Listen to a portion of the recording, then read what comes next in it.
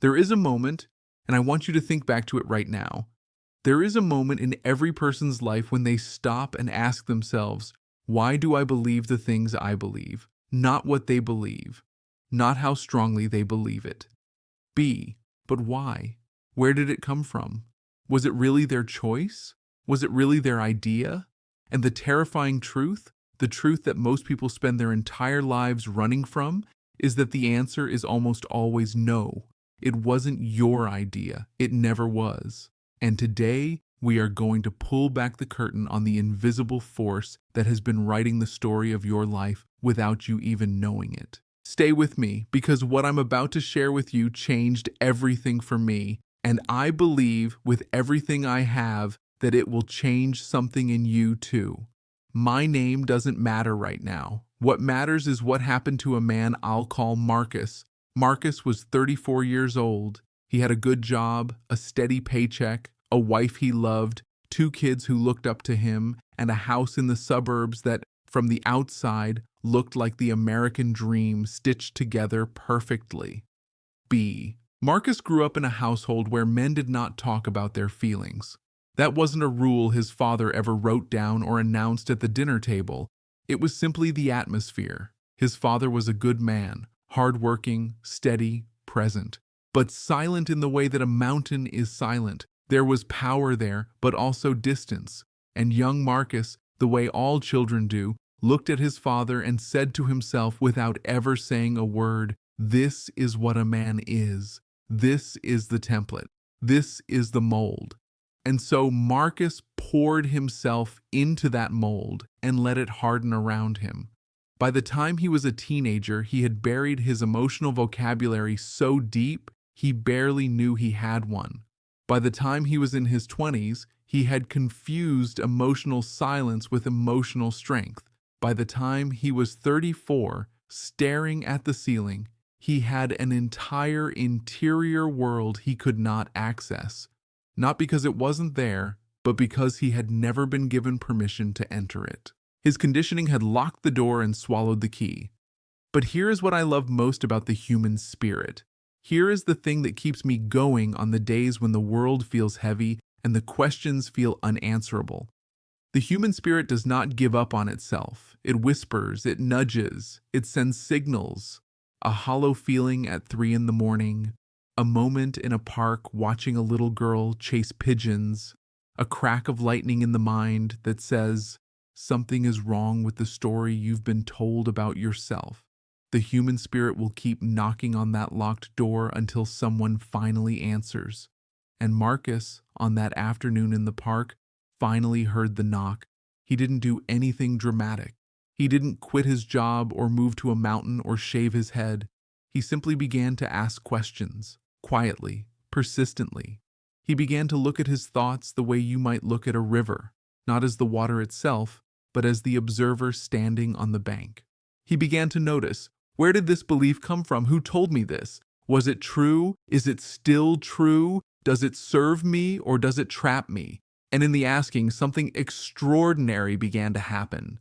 The walls of the conditioning began to thin, not disappear. They never fully disappear, but thin enough to let light through. And that light changed everything. Now I want to talk to you about something that will feel uncomfortable at first. I want to talk about the voice in your head. You know, the one that runs commentary on everything, the one that tells you you're not good enough before you've even tried, the one that replays old conversations at 2 in the morning looking for what you said wrong, the one that tells you what other people are thinking about you and always assumes the worst. Most people experience that voice as themselves. They think that because the voice is inside their head, the voice is who they are. But I want you to consider something radical, something that once you really hear it, you cannot unhear. What if that voice isn't you? What if that voice is just the accumulated echo of everyone who ever told you who you were, your parents, your teachers, your culture, your religion, your childhood fears, all of it compressed into this endless internal narration that you mistake for your own thoughts? Because here's the thing, you are not your thoughts. You are the one who notices them. And the moment the very moment you understand the difference between those two things, your entire life shifts beneath your feet. Think about it this way. Right now, as you're listening to me, thoughts are rising and falling in your mind like waves. Some of those thoughts are responses to what I'm saying. Some of them are completely random. A memory from last Tuesday, a worry about tomorrow, a song lyric that has no business being in your head right now. Did you choose those thoughts? Did you sit down and decide, I will now think about that thing that happened last Tuesday? Of course not. The thoughts arrived. They happened to you, which means there is a you, a witnessing, observing, aware you, that is separate from the thoughts themselves. That witnessing presence is who you actually are. Everything else is the conditioning. Everything else is the water you've been swimming in. And once you see it for what it is, you stop drowning in it. I want to share something with you now that took me years to understand. Years of false starts and confused searching and moments of feeling like I was finally getting somewhere, followed by crashing back into old patterns. The understanding is this: awareness is not the same as change. I'm going to say that again because I need it to land properly. Awareness is not the same as change. You can understand everything I'm telling you right now. You can nod along and feel the resonance of it in your bones and close this video feeling genuinely moved. And then tomorrow morning, you can wake up and go straight back to the same unconscious patterns, the same reactive emotions, the same limiting beliefs, as if this conversation never happened. Because awareness alone, without practice, without a sustained commitment to observation, fades like a dream after sunrise. The people who truly transform, the Marcus story, doesn't end in the park. It begins there. They don't just have a moment of insight. They turn that moment of insight into a discipline. They begin to ask the uncomfortable questions every single day. Not just when the ceiling is staring back at them at 3 in the morning. Every day, in the grocery store, in the traffic jam, in the argument with the person they love, they ask, is this thought mine? Is this reaction true? Is this belief serving my life or stealing from it? And in the asking, day after day, the conditioning slowly, steadily, beautifully loses its grip. He had uncomfortable conversations with his wife, conversations he would have avoided like fire before the park. He cried for the first time in front of another human being since he was a small child, and he did not die from it. In fact, the world did not end. His wife didn't think less of him. She held his hand and said, I've been waiting years for this. He sat with his son, who was 9 years old by then, and told him that feelings were not weakness, that a man who could name what he felt was stronger than a man who buried it. He told his son the thing nobody told him, and his son looked up at him with eyes so open and so trusting that Marcus had to excuse himself for a minute because he could not hold it together. He did not become a different person. He became more himself. That is always the destination. Not transformation into something foreign, but excavation. Digging through the layers of conditioning until you find the thing underneath that was always, always there. The thing that was yours before the world told you who to be.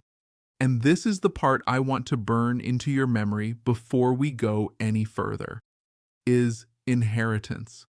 And like any inheritance, it is your job, your beautiful, sacred, sometimes exhausting job, to take what serves you, release what doesn't, and choose consciously what gets passed forward.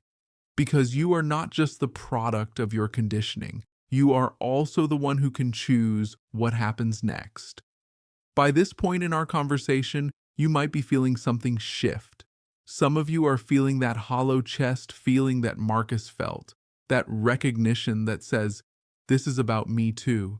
Some of you are feeling a kind of quiet anger, a frustration at time lost to unconscious patterns. Tell me, what is one belief you hold that you've never truly examined? Just one. You don't have to share the whole story. You don't have to have it figured out. Just name it.